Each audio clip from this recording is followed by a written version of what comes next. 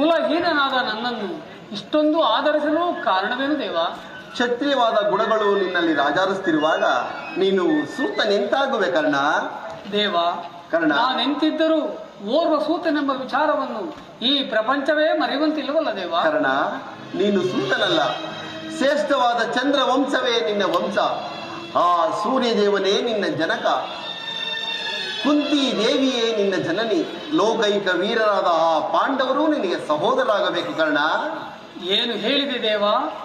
ನಾನು ಚಂದ್ರಕುಲದವನೇ. ಹೌದು ಕರ್ಣ. ಲೋಕೈಕ ವೀರರಾದ ಪಾಂಡವರು ನನ್ನ ಸಹೋದರರೇ. ಹೌದು. ವೀರ ಮಾತೆಯಾದ ಕುಂತಿ ದೇವಿಯು ನನ್ನ ಹೆತ್ತ ತಾಯಿ. ಹೌದು ಕರ್ಣ. ತಿಳಿಯಿತು ಬಿಡು, ಇದು ಯುದ್ಧ ಕಾಲ. ನೀನೆಂತಿದ್ದರೂ ಪಾಂಡವರ ಪಕ್ಷಪಾತಿ. ಅವರ ತಲೆ ಕಾಯುವ ಸಲುವಾಗಿ ನನ್ನನ್ನು ಈ ರೀತಿಯಾಗಿ ವಂಚಿಸಲು ಬಂದಿರುವೆ ದೇವ. ಕರ್ಣ, ರಾಜಾದಿ ರಾಜನೆನಿಸಿಕೊಂಡು ಹಸ್ತಿನಾವತಿಯ ದಿವ್ಯ ರತ್ನ ಸಿಂಹಾಸನವೇರಿ ರಾಜ್ಯಭಾರ ಮಾಡಬೇಕಾದ ನೀನು ಪರರ ಸೇವೆಯಲ್ಲಿ ಕೈಕಟ್ಟಿಕೊಂಡು ಕುಳಿತಿರುವೆಯಲ್ಲ. ನನ್ನ ಮಾತನ್ನು ಸತ್ಯವೆಂದು ನಂಬು ಕರ್ಣ. ಸತ್ಯವೆಂದು ನಂಬಲು ಸಹಜವಾದ ಆಧಾರಗಳು ಎಲ್ಲಿವೆ ದೇವ? ಏಕಿಲ್ಲ ಕರ್ಣ, ಏಕಿಲ್ಲ ಕರ್ಣ. ಇಂದ ನಿನ್ನ ತಾಯಿಯಾದ ಕುಂತಿ ದೇವಿಯು ತಾನು ಕನ್ನಿಕಾವಸ್ಥೆಯಲ್ಲಿದ್ದಾಗ ದುರ್ವಸ್ತ ಮಹಾಮುನಿಗಳಿಂದ 5 ಮಂತ್ರಗಳ ಉಪದೇಶವನ್ನು ಹೊಂದಿ ಅವು ಫಲಿಸುವವೋ ಇಲ್ಲವೋ ಎಂಬ ಮನಸ್ಸಿನ ಚಾಪಲ್ಯದಿಂದ ಮೊದಲನೇ ಮಂತ್ರವಾದ ಸೂರ್ಯ ಮಂತ್ರವನ್ನು ಜಪಿಸಿದಾಗ ನೀನು ಜನಿಸಿದೆ. ಲೋಕಪವಾದಕ್ಕೆದರಿ ನಿನ್ನನ್ನು ನಿನ್ನ ತಾಯಿಯು ಗಂಗೆಯಲ್ಲಿ ತೇಲಿಬಿಟ್ಟಳು. ನೀನು ಸೂತರ ಕೈಗೆ ಸಿಕ್ಕಿದೆ. ಅವರ ಪೋಷಣೆಯಲ್ಲಿ ಬೆಳೆದು ಇಂದು ದುರ್ಯೋಧನ ಆಸ್ಥಾನದಲ್ಲಿ ಮಾಂಡಲಿಕನಾಗಿರುವೆ. ಈಗಲೂ ನನ್ನ ಸಂಗಡ ಬಾಕರ್ಣ. ಆ ಪಾಂಡವರು ಕೌರವರನ್ನು ನಿನ್ನ ಪಾದದ ಮೇಲೆ ಕೆಡಗುವನು. ಅವರಿಂದಲೂ ಸಮಸ್ತ ಸಾಮಂತ ರಾಜರಿಂದಲೂ ಓಲೈಸಿಕೊಂಡು ಹಸ್ತಿನಾವತಿಯ ದಿವ್ಯ ಸಿಂಹಾಸನವೇರಿ ರಾಜ್ಯಭಾರ ಮಾಡುವೆಯಂತೆ.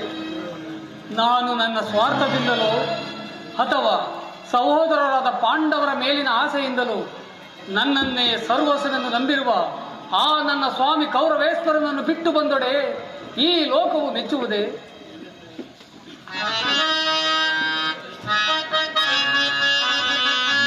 ಸ್ವಾರ್ಥದಿಂದಲೋ ಭಯಕಂಪಿತ ಚಿತ್ತದಿಂದಲೋ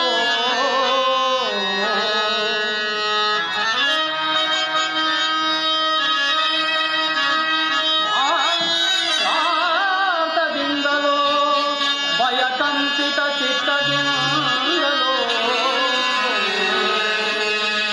ಎನ್ನೆಯ ಪ್ರೇಮವನ್ನು ತೋರಿದ ಮಸ್ತಾಮಿ ಸುಯೋಧನನ ಬಿಟ್ಟು ಬಂದೊಡೆ ಲೋಕವು ಮೆಚ್ಚುವುದೇ? ಮಾಧವ ಕೇಶವ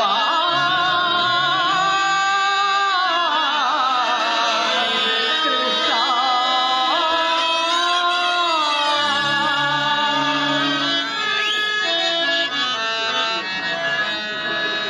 ಪಾಂಡವರು ನನ್ನ ಸಹೋದರರೇ. ಪರಮ ಭಾಗ್ಯವತಿಯಾದ ಕುಂತಿ ದೇವಿಯೂ ನನ್ನ ಹೆತ್ತ ತಾಯಿ. ಕೃಷ್ಣ, ಇದು ಸತ್ಯ ಸಂಗತಿಯೇ?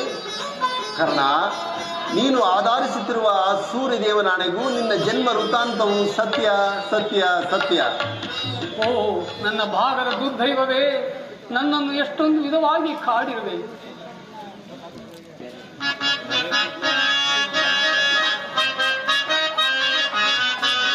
ಬಹುದಿನ ನೊಂದೆ ಬಂಧುಗಳಾರೆಂದೋ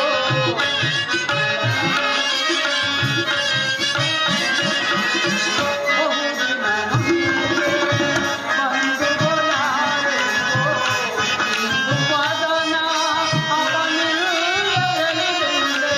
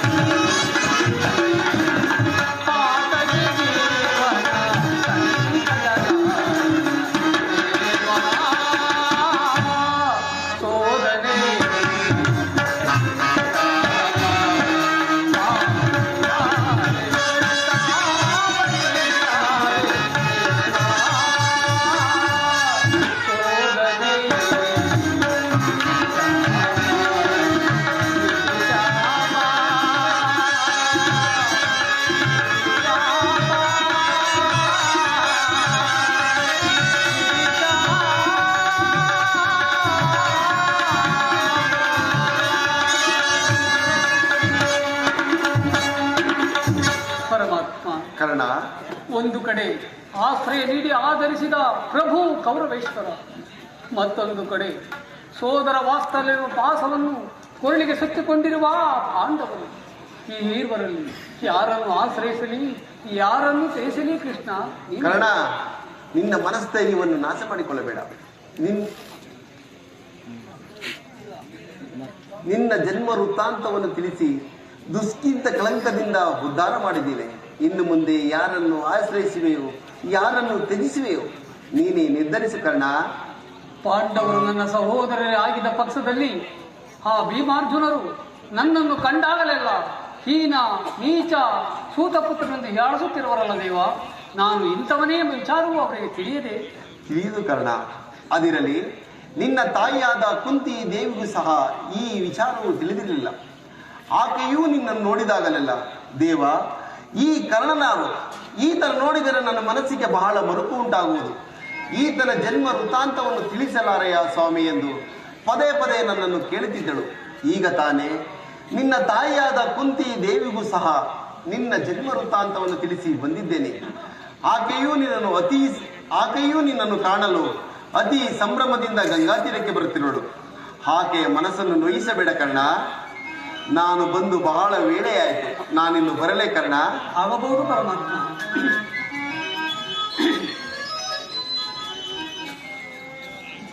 ಶ್ರೀಕೃಷ್ಣ ಪರಮಾತ್ಮನು ಎಂದಿಗೂ ಅಸತ್ಯವನ್ನು ಆಡತಕ್ಕವನಲ್ಲ. ಹಾಗಾದರೆ ಪಾಂಡವರು ನನ್ನ ಸಹೋದರರೇ, ಪರಮ ಭಾಗ್ಯವತಿಯಾದ ಕುಂತಿದೇವಿಯು ನನ್ನ ಹೆತ್ತ ತಾಯಿ, ಧರ್ಮವೇ ತನುಷನೆಂದು ತಿಳಿದಿರುವ ಧರ್ಮರಾಯನು ನನ್ನ ಸಹೋದರನೇ, 1000 ಆನೆ ಬಲವುಳ್ಳ ರುದ್ರಾಂತ ಸಂಭೂತನಾದ ಭೀಮಸೇನನು ನನ್ನ ಸಹೋದರನೇ, ತೇಜೋಮೂರ್ತಿಗಳಾದ ನಕುಲ ಸಹದೇವಾದಿಗಳು ನನ್ನ ಹನುಜರೇ, ಪಾಂಡುರಾಜೇಂದ್ರ, ಕುಂತಿದೇವಿ, ಮಾದ್ರಿದೇವಿ ನನ್ನ ಜನನೀ ಜನಕರೇ.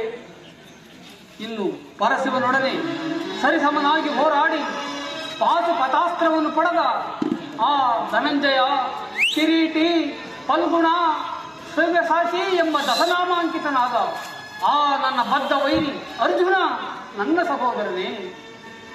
ಓ ಅಯ್ಯೋ ಅರ್ಜುನ, ಮುಂದಿನ ಮಹಾಯುದ್ಧದಲ್ಲಿ ನಿನ್ನನ್ನು ಕೊಲ್ಲುವುದಾಗಿ ಶಪಥಗೈದಿರುವನಲ್ಲ, ಆ ನಿನ್ನ ಶಿರಸ್ಸು ಈ ಭೂಮಿಯ ಮೇಲೆ ಬಿದ್ದು ರಕ್ತದ ಮಡುವಿನಲ್ಲಿ ಕೊಚ್ಚಿ ಹೋಗುವುದನ್ನು ಈ ಪಾಪಿ ಕಣ್ಣುಗಳಿಂದ ಹೇಗೆ ನೋಡಿ ಸಹಿಸಲಿ? ಇದುವರೆಗೂ ಬಂಧು ವರ್ಗದವರು ಯಾರೆಂದು ತಿಳಿಯದೆ ವ್ಯಥಪಡುತ್ತಿದ್ದ ನನಗೆ ಬಂಧು ವರ್ಗದವರು ಇಂಥವರೇ ಎಂದು ತಿಳಿದ ಬಳಿಕ ನನ್ನ ಮನಸ್ಸಿಗೆ ಎಂತಹ ಉಭಯ ಸಂಕಟವಾಗುತ್ತಿರುವುದು.